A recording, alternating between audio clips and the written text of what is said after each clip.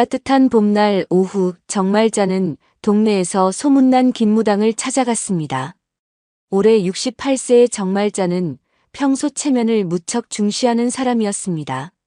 남들 앞에서 자신의 집안이 남부럽지 않게 보이길 원했고 무엇보다 돈과 명예를 최고로 여겼어요. 오늘도 새로 산 다이아가 큰 반지를 끼고 나섰는데 동네 사람들이 부러워하는 눈빛으로 쳐다보는 게 은근히 기분 좋았습니다. 어머니, 이 집안 사주를 한번 봐주세요.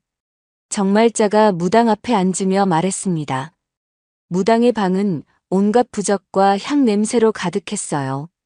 김무당은 70대의 노인으로 이 동네에서 40년 넘게 점을 봐와서 용하다고 소문이 자자했습니다.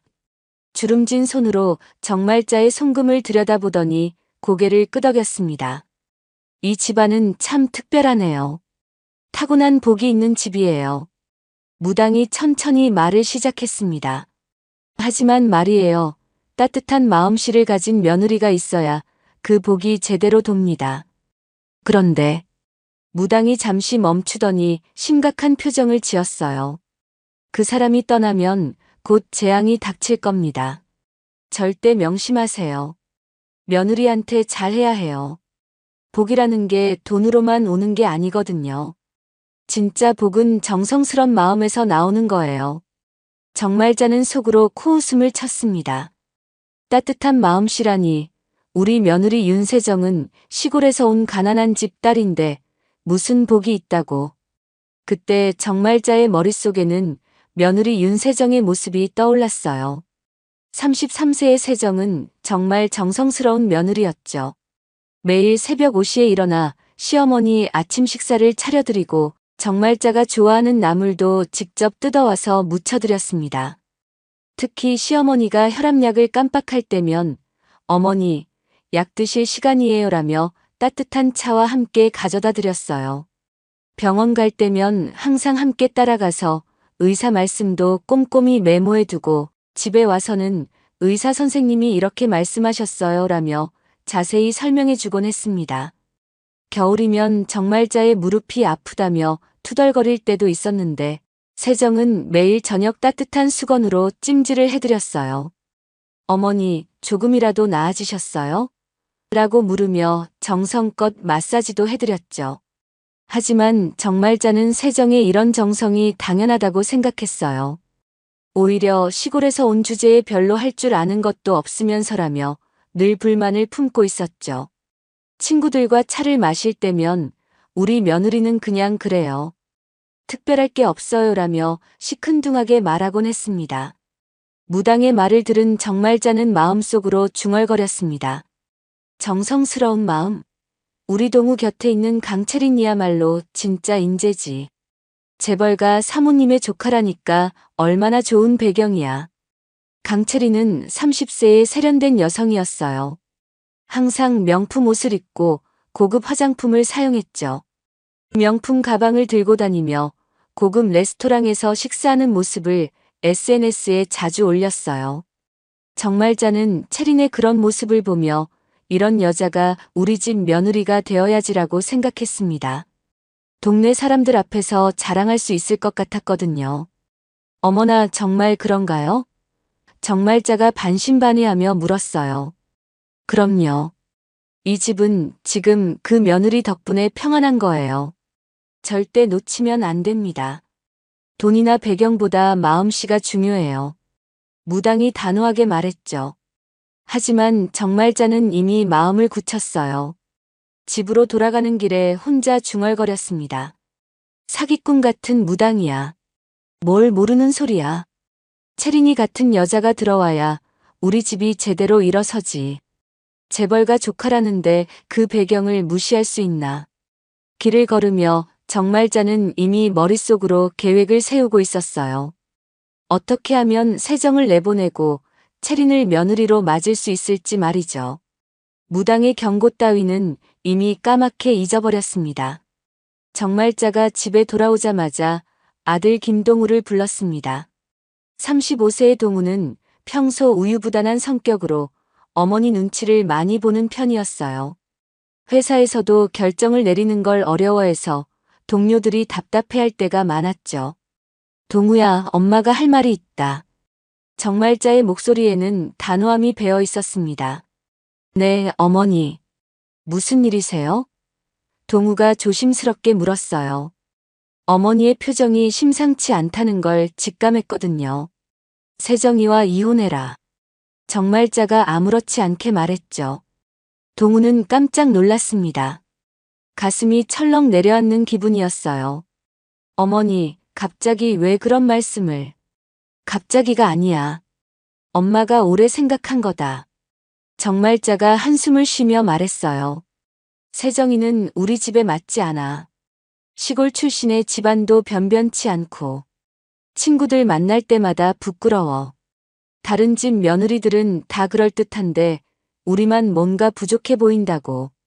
정말자는 계속해서 불만을 쏟아냈습니다. 그보다 채린이가 훨씬 낫지 않냐.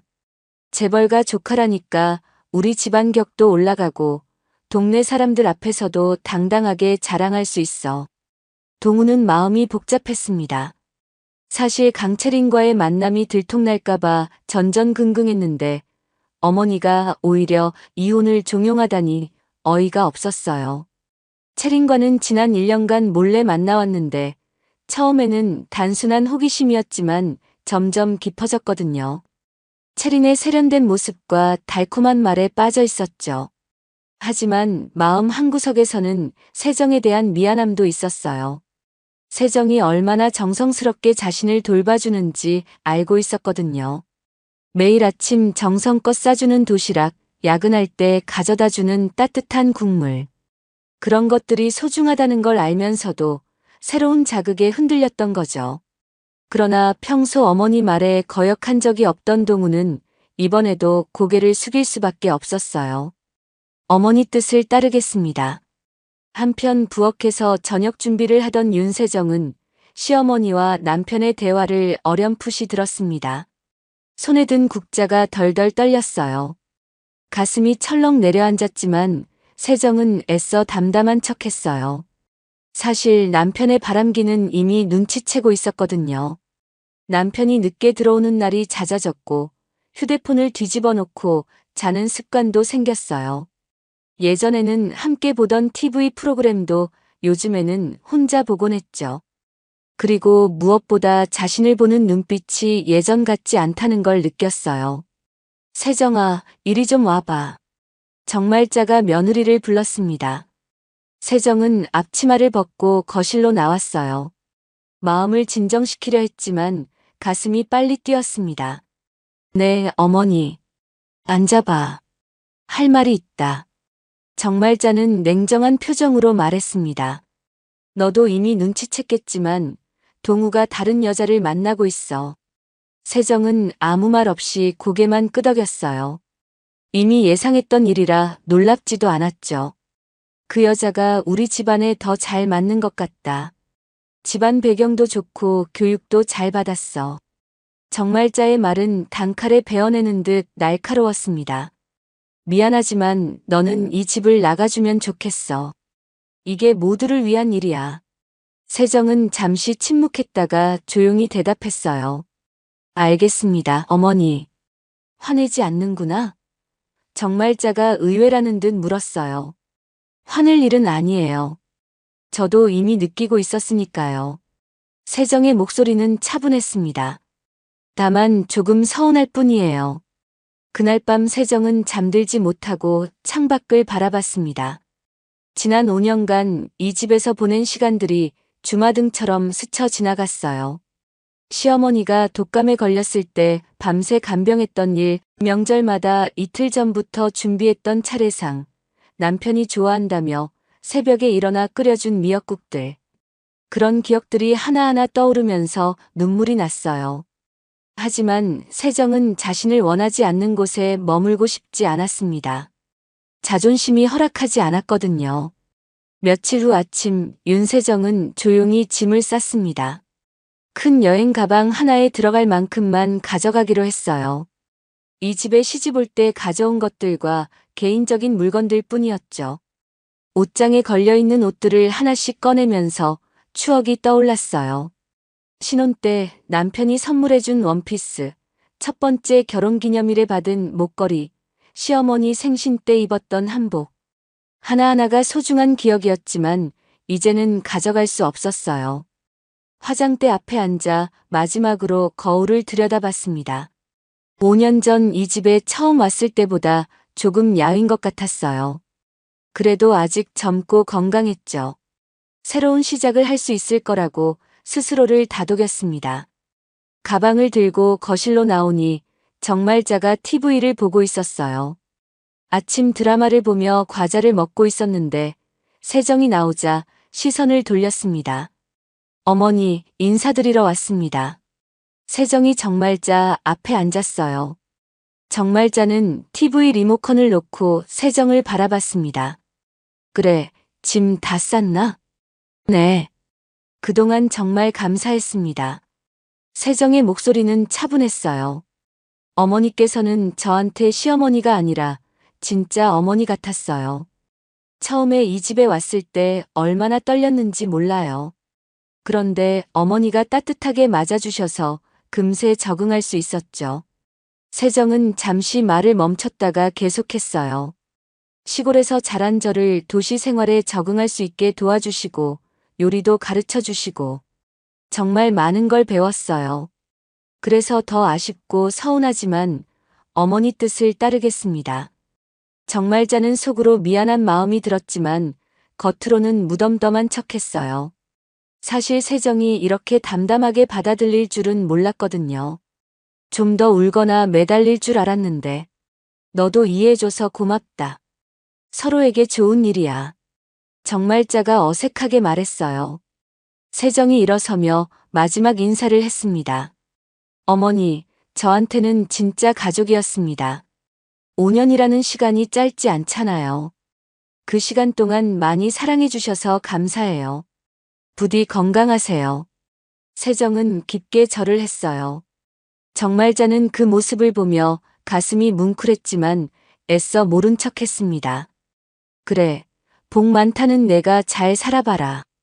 나는 이제 진짜 훌륭한 며느리를 맞을 거야. 정말자가 비웃듯이 말했어요. 세정은 고개를 숙여 인사한 후 현관으로 향했습니다. 신발을 신으면서 마지막으로 집안을 둘러봤어요. 거실에 놓인 화분들, 자신이 정성스럽게 닦아놓은 장식장, 벽에 걸린 가족 사진들. 모든 게 추억이었죠. 문을 열고 나서면서 돌아보지 않았어요. 돌아보면 눈물이 날 것 같았거든요. 대신 앞을 향해 당당하게 걸어 나갔습니다. 동우는 회사에 가 있어서 세정이 떠나는 모습을 보지 못했습니다. 사실 일부러 피한 것인지도 몰라요. 마음 한구석에는 미안함이 있었지만 어머니의 강한 의지 앞에서 세정을 붙잡을 용기가 없었거든요. 그날 오후 강채린이 큰 트럭과 함께 짐을 들고 집으로 들어왔습니다. 마치 이미 계획된 일인 것처럼 준비가 완벽했어요. 정말자는 활짝 웃으며 채린을 맞았습니다. 채린아, 어서 와. 이제 이 집이 내 집이야. 정말자가 반갑게 말했습니다. 어머님, 앞으로 잘 부탁드려요. 정말 감사해요. 채린도 환한 미소를 지었어요. 하지만 그 미소 뒤에는 알 수 없는 계산이 숨어 있었죠. 채린은 이미 이 집의 구조와 재산 상황을 어느 정도 파악하고 있었어요. 동우로부터 들은 이야기들을 종합해보니 꽤 괜찮은 집안이었거든요. 저녁 시간 동우가 집에 돌아왔을 때 집안 분위기는 완전히 달라져 있었습니다. 세정이 사라진 자리에 채린이 앉아 있었고 어머니는 그 어느 때보다 기분이 좋아 보였어요. 이제 우리 집도 제대로 된 집안이 되겠어. 정말자가 만족스럽게 말했습니다. 하지만 동우는 왠지 모르게 불안한 마음이 들었어요. 세정이 떠난 집이 이상하게 쓸쓸하게 느껴졌거든요. 평소 세정이 정성스럽게 차려주던 저녁상이 그리워졌습니다. 강채린이 집에 들어온 지 한 달이 지나자 이상한 일들이 하나둘씩 벌어지기 시작했습니다. 처음에는 정말 사소한 일들이었어요. 동우가 다니던 회사에서 갑자기 구조조정을 단행했고 동우는 승진은커녕 오히려 한직인 자료실로 부서 이동을 당했습니다. 10년 넘게 성실하게 일해온 동우로서는 청천벽력 같은 일이었어요. 과장님, 제가 뭘 잘못했나요? 동우가 상사에게 물었지만 명확한 답변을 들을 수 없었습니다. 회사 사정이야. 어쩔 수 없어. 상사도 미안해하는 눈치였지만 이미 결정된 일이었죠. 집에 돌아온 동우는 풀이 죽어 있었어요. 이상하네. 동우가 그렇게 열심히 일했는데 정말자가 걱정스럽게 중얼거렸어요. 체리는 겉으로는 위로하는 척했지만 속으로는 별다른 감정이 없었어요. 괜찮아요, 동우 씨. 이런 일은 흔한 일이에요. 너무 신경 쓰지 마세요. 그 다음 주에는 더 큰 일이 터졌습니다. 정말자가 오랫동안 준비해온 부동산 투자에서 완전히 사기를 당한 거예요. 계약금으로 낸 3천만 원이 하루아침에 날아가 버렸죠. 어떻게 이런 일이. 정말자는 혼란스러웠습니다. 평소 워낙 꼼꼼한 성격이라 모든 서류를 다 확인하고 계약했는데 상대방이 가짜 서류를 교묘하게 만들어 온 줄은 몰랐거든요. 부동산 중개업소에 찾아가 봤지만 이미 문을 닫은 상태였어요. 사기범들은 흔적도 없이 사라져 버렸죠. 경찰서에 신고했지만 이런 사기가 요즘 많다며 별다른 해결책을 제시해주지 못했습니다. 정말자는 그날 밤 잠을 이루지 못했어요. 평생 모아온 돈이 순식간에 사라졌다는 사실이 믿어지지 않았거든요. 한편 체리는 겉으로는 위로하는 척하면서도 속으로는 이 집안의 다른 재산들을 파악하느라 바쁜 나날을 보내고 있었습니다. 동우가 술에 취했을 때 슬쩍슬쩍 재산 이야기를 꺼내보기도 하고 정말자와 대화할 때도 자연스럽게 집안 사정을 물어보곤 했어요. 동우 씨, 요즘 너무 힘들어 보여요. 제가 뭔가 도움이 될 수 있을까요? 체린이 달콤한 목소리로 말했습니다. 동우는 고마워했어요. 체린아, 내가 있어서 정말 다행이야. 요즘 일이 너무 꼬이네. 세정이 있을 때는 이런 일이 없었는데. 체린의 표정이 순간 굳어졌지만 금세 미소를 지었어요. 그런 말씀은 하지 마세요. 과거는 과거예요. 그런데 문제는 여기서 끝나지 않았습니다. 정말자가 정기 건강검진을 받았는데 갑자기 혈압이 위험 수준으로 높아져 있다는 진단을 받았어요. 평소 건강했던 정말자로서는 충격적인 일이었죠. 의사 선생님, 이게 갑자기 왜 이렇게 됐을까요? 전에는 아무 문제 없었는데. 정말자가 걱정스럽게 물었습니다. 스트레스가 주된 원인일 가능성이 높습니다. 요즘 무슨 큰 걱정거리가 있으신가요? 의사가 물었어요. 정말자는 대답할 수 없었습니다.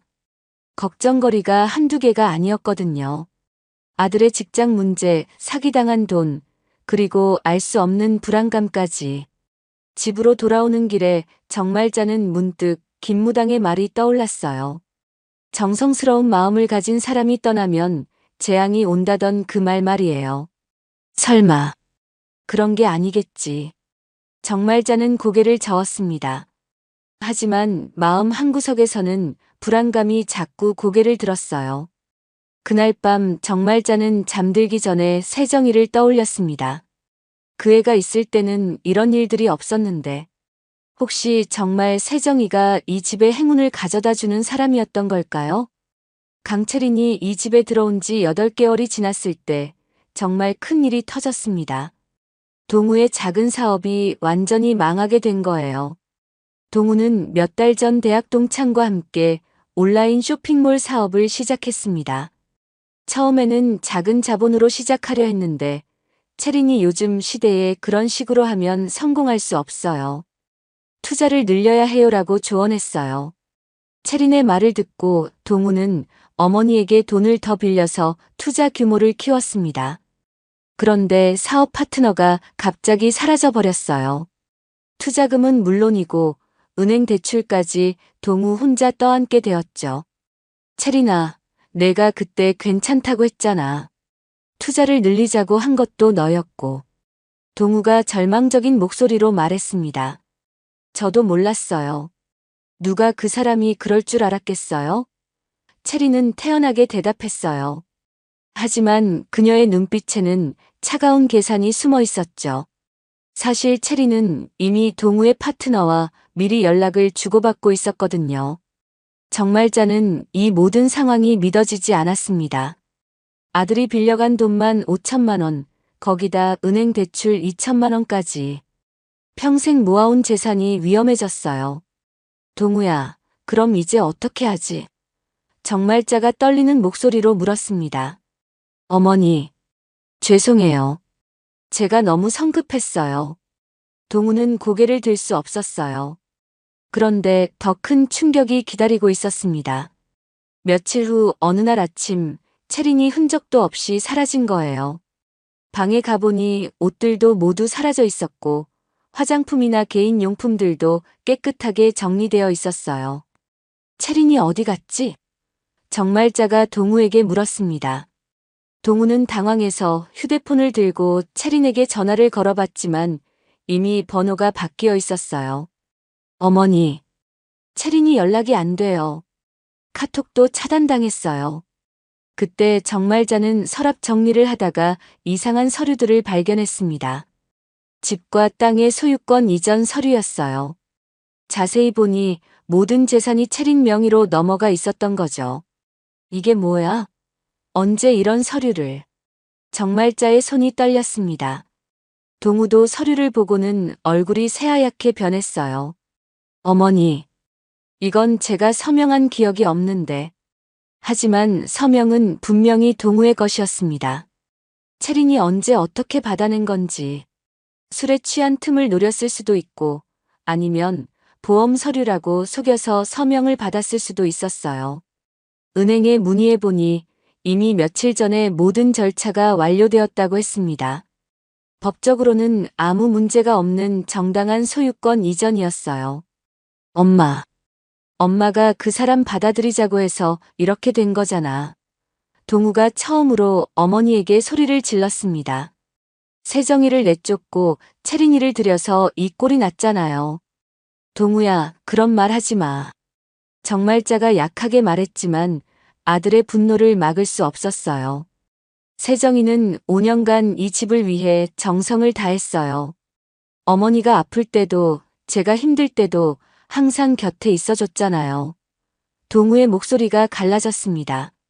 그런데 엄마는 겉만 번지르르한 사기꾼을 위해 그 좋은 사람을 내쫓았어요. 정말자는 아들의 말에 아무것도 대답할 수 없었어요. 가슴이 무너져 내리는 것 같았거든요. 이제야 자신이 얼마나 큰 실수를 했는지 깨달았어요. 그날 밤 정말자는 김무당의 말을 계속 떠올렸습니다. 정성스러운 마음을 가진 사람이 떠나면 재앙이 온다. 이제야 그 말의 의미를 깨달았어요. 진짜 복은 돈이나 배경이 아니라 따뜻한 마음에서 나오는 것이었구나. 며칠 뒤 은행에서 연락이 왔습니다. 대출 상환 기일이 다가온다는 통지였어요. 그런데 상환할 돈이 없었습니다.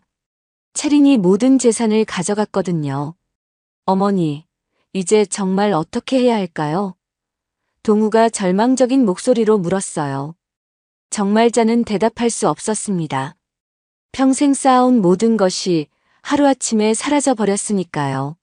모든 것을 잃고 나서야 동우는 세정을 찾아가기로 마음먹었습니다. 하지만 세정이 어디에 있는지 아는 사람이 없었어요. 마지막으로 친정 주소만 겨우 알아내서 그곳으로 찾아갔죠. 버스를 여러 번 갈아타고 시골 마을에 도착한 동우는 낡은 대문 앞에 서 있었습니다. 용기를 내어 문을 두드렸어요. 세정이 친정 어머니, 안녕하세요. 동우가 조심스럽게 인사했습니다. 세정의 어머니는 동우를 보자 반갑지 않은 표정을 지었어요. 이제 와서 뭐 하러 왔어? 세정이가 어디 있는지 좀 알려주세요. 사과하고 싶어서요. 동우가 고개를 숙이며 말했습니다. 사과요? 지금 와서? 세정의 어머니가 차갑게 말했어요. 우리 세정이가 얼마나 힘들어했는지 알기나 해? 밤마다 울면서 전화하던 걸 모르나 봐. 동우는 가슴이 아팠습니다. 세정이 혼자서 그런 아픔을 감당했다는 걸 이제야 알았거든요. 그 애가 얼마나 착한지 몰라. 남편이 바람을 피워도 시어머니가 구박을 해도 한 번도 원망하지 않았는데 세정의 어머니가 계속 말했어요. 오히려 제가 부족해서 그런가 봐요라며 자신을 탓하더라고요. 정말 죄송합니다. 동우의 목소리가 떨렸어요. 그래도 한 번만 만나게 해주세요. 제가 잘못했다고 진심으로 사과하고 싶어요. 동우가 간절하게 부탁했습니다. 세정의 어머니는 한참을 고민하다가 주소를 적어 주었어요. 시장 앞에 작은 반찬 가게 해. 그런데 헛걸음하지 마. 우리 세정이는 이제 완전히 다른 사람 됐으니까. 동우는 그 주소를 들고 시장으로 향했습니다. 시장 입구에 작은 반찬 가게가 있었는데 정성 반찬이라는 손으로 쓴 간판이 걸려 있었어요. 가게 안에서 세정이 손님들에게 웃으며 반찬을 담아주는 모습이 보였습니다. 예전보다 더 밝아 보였어요. 마음의 짐을 내려놓은 것 같았죠. 사장님, 오늘 멸치볶음 어떤가요? 할머니 손님이 물었어요. 오늘 새로 볶았어요. 짜지 않게 간을 맞췄으니까 드셔보시고 싱거우면 말씀해 주세요. 세정이 정성스럽게 반찬을 담으며 말했어요. 우리 사장님이 만든 건 언제나 맛있어요. 할머니가 흐뭇하게 웃었죠. 동우는 그 모습을 보며 복잡한 심정이었어요. 세정이 이렇게 잘 지내고 있다는 게 다행이면서도 한편으로는 자신이 없어도 이렇게 행복해 보인다는 게 서운했거든요. 세정아. 동우가 조심스럽게 불렀습니다. 세정은 동우를 보고 잠시 놀랐지만 곧 담담한 표정을 지었어요. 어머, 동우 씨. 어쩐 일이에요? 할 말이 있어서 왔어. 잠깐 시간 있어? 동우가 물었습니다. 세정은 가게 문을 닫고 동우와 근처 공원으로 나갔어요. 벤치에 앉아 서로 마주 봤는데 어색한 침묵이 흘렀어요. 미안해, 세정아. 내가 너무 잘못했어. 동우가 진심으로 사과했습니다. 다시 돌아와 줄 수 없을까? 이제 깨달았어. 내가 우리 집의 진짜 행운이었다는 걸. 세정은 조용히 동우를 바라봤습니다. 동우 씨, 전 이제 제 소중함을 깎아먹는 사람 곁에는 안 살아요. 무슨 뜻이야? 동우가 물었어요. 사람마다 타고난 좋은 기운이 있어요. 그런데 그걸 인정해주지 않는 사람 곁에 있으면 그 기운이 없어져요. 세정의 목소리는 단호했습니다. 전 이제 제 소중함을 알아주는 사람들과 함께 살고 싶어요. 동우는 아무 말도 할 수 없었어요. 세정의 말이 너무나 옳았거든요. 동우가 빈손으로 집에 돌아온 후 상황은 더욱 악화되었습니다. 은행에서 계속 독촉 전화가 왔고 결국 집이 경매로 넘어가게 되었어요. 동우야, 우리 이제 어떻게 살지? 정말자가 힘없는 목소리로 말했습니다. 빚을 갚지 못해서 결국 평생 살던 집까지 잃게 된 거예요. 경매 공고가 붙은 집을 보며 정말자는 현실이 믿어지지 않았어요. 정말자의 건강은 더욱 나빠졌습니다. 스트레스로 인해 혈압이 계속 올라가고 밤에는 잠도 제대로 못 자게 되었어요. 어지럼증도 심해져서 혼자 걷기도 힘들 정도였죠. 어머니, 병원에 가봐야겠어요. 동우가 걱정스럽게 말했습니다. 병원에서 검사를 받은 결과 정말자는 고혈압과 함께 우울증 진단도 받았어요. 의사는 당분간 안정을 취하셔야 한다며 입원을 권했지만 병원비가 부담되어서 집에서 약만 먹기로 했어요. 하지만 집에서 혼자 지내기에는 너무 위험했습니다. 동우도 생계를 위해 아르바이트를 해야 했거든요. 어머니, 요양병원에 들어가시는 게 어떨까요? 동우가 조심스럽게 제안했어요. 정말자는 처음에는 거부했지만 결국 받아들일 수밖에 없었어요. 다른 선택의 여지가 없었거든요. 요양병원에 입원한 첫날 밤, 정말자는 천장을 바라보며 지난 일들을 돌이켜봤습니다. 세정이 매일 아침 정성스럽게 차려주던 식사 상차림이 떠올랐어요. 따뜻한 미역국과 정갈하게 담긴 밑반찬들, 그리고 어머니, 맛있게 드세요라며 웃던 모습. 아플 때 밤새 돌봐주던 모습도 생각났어요. 열이 나면 이마에 차가운 수건을 올려주고 약 먹을 시간이 되면 따뜻한 물과 함께 가져다 주던 세심한 배려들. 무엇보다 항상 웃으며 어머니 괜찮으세요? 뭔가 필요한 거 있으세요? 라고 물어보던 따뜻한 목소리가 그리웠어요. 내가 정말 바보였구나. 정말 짜는 눈물을 흘렸어요. 진짜 소중한 건 돈이 아니라 마음이었는데. 무당의 말이 다시 떠올랐습니다. 진짜 복은 정성스런 마음에서 나는 것이지. 정말자는 이제야 그 말의 진짜 뜻을 알았어요. 세정이야말로 이 집안의 행운을 가져다주는 사람이었던 거죠. 한편 동우는 작은 고시원 방을 얻어서 혼자 살게 되었습니다. 낮에는 건설 현장에서 일하고 밤에는 편의점 아르바이트를 하며 어머니 병원비를 벌어야 했어요. 어머니 죄송해요. 제가 좀 더 의지가 있었다면. 동우가 어머니 병실에서 울먹였습니다. 아니야, 동우야. 엄마가 욕심을 부린 게 잘못이야. 정말자가 아들의 손을 잡았어요. 세정이 같은 좋은 며느리를 내쫓고. 정말 후회돼. 전화라도 해볼까요? 동우가 물었어요. 아니야. 이제 와서 무슨 면목으로. 그 애는 우리 없이도 잘 살 거야. 정말자가 한숨을 쉬었어요. 요양병원 창밖으로는 차가운 겨울바람이 불고 있었습니다. 정말자는 그 바람을 바라보며 자신의 어리석음을 뼈저리게 후회했어요. 그로부터 1년이 지났습니다. 윤세정의 작은 반찬 가게는 이제 동네에서 없어서는 안 될 소중한 곳이 되었어요. 정성스럽게 만든 반찬들이 입소문을 타면서 멀리서도 손님들이 찾아올 정도였죠. 사장님, 오늘도 맛있는 반찬 부탁드려요. 단골 손님이 웃으며 말했습니다. 네, 감사해요. 오늘 새로 담근 깍두기 어떠세요? 아삭아삭하니까 정말 맛있어요. 세정이 환하게 웃으며 응답했어요. 세정은 이제 부모님도 모시고 살았습니다. 가게 수익으로 작은 집을 얻어서 부모님과 함께 행복하게 지내고 있었어요.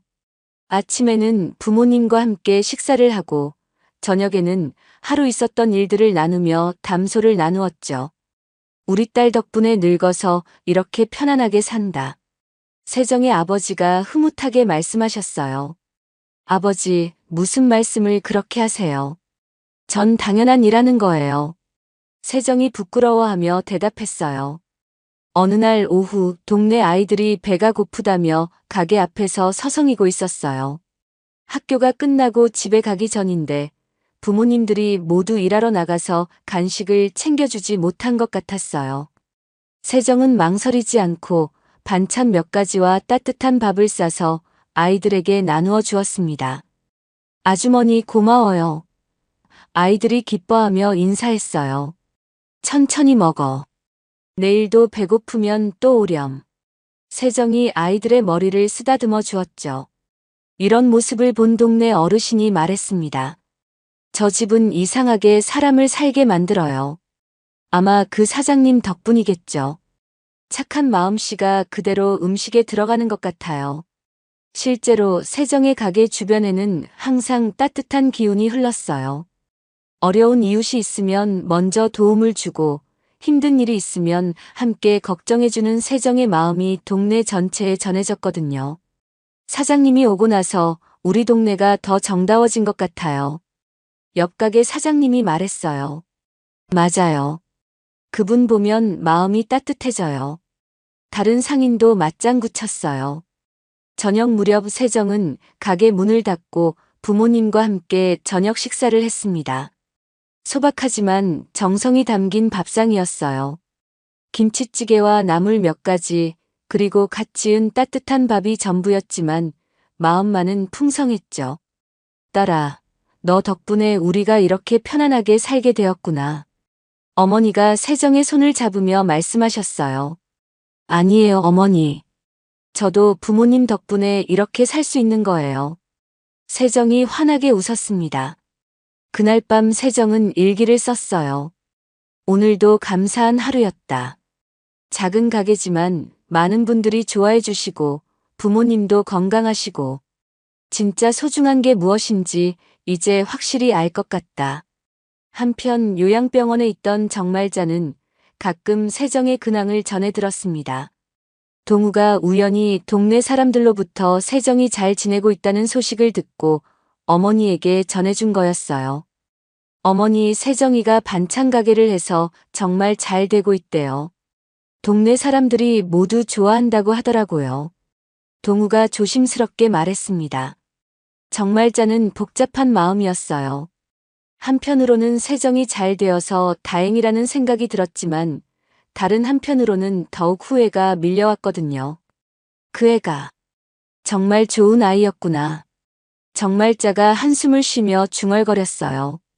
창밖으로 석양이 지고 있었습니다. 세정의 작은 반찬 가게에서는 따뜻한 불빛이 새어나왔어요. 가게 간판 아래로 지나가는 사람들의 얼굴에는 모두 평온한 미소가 번졌습니다. 동네 할머니 한 분이 지나가다 말했어요. 저 집 사장님은 참 복이 많은 분이야. 어디를 가나 주변 사람들이 다 좋아하더라고. 또 다른 아주머니가 맞장구 쳤습니다. 맞아요. 그분이 오고 나서 우리 동네 전체가 더 따뜻해진 것 같아요. 세정은 이런 말들을 들으며 마음속으로 생각했어요. 진정한 복은 가진 사람의 것이 아니라 나누는 사람의 것이구나. 그녀는 매일 아침 일찍 일어나 정성껏 반찬을 만들었습니다. 그리고 그 반찬들을 통해 많은 사람들에게 따뜻함과 정성을 나누어 주었어요. 돈을 많이 벌기 위해서가 아니라 진심으로 사람들을 기쁘게 해주고 싶어서였죠. 저 멀리 요양병원에서 정말자는 창밖을 바라보며 마지막으로 중얼거렸습니다. 세정아, 미안하다. 내가 너무 어리석었어. 하지만 세정은 이미 과거에 연연하지 않았어요. 지금 이 순간 자신이 사랑하는 사람들과 함께하는 일상이 더 소중했거든요.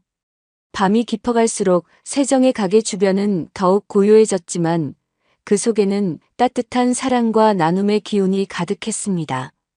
진정한 복은 돈이나 명예가 아니라 정성스런 마음에서 나오는 것이라는 진리를 세정은 온몸으로 보여주고 있었어요.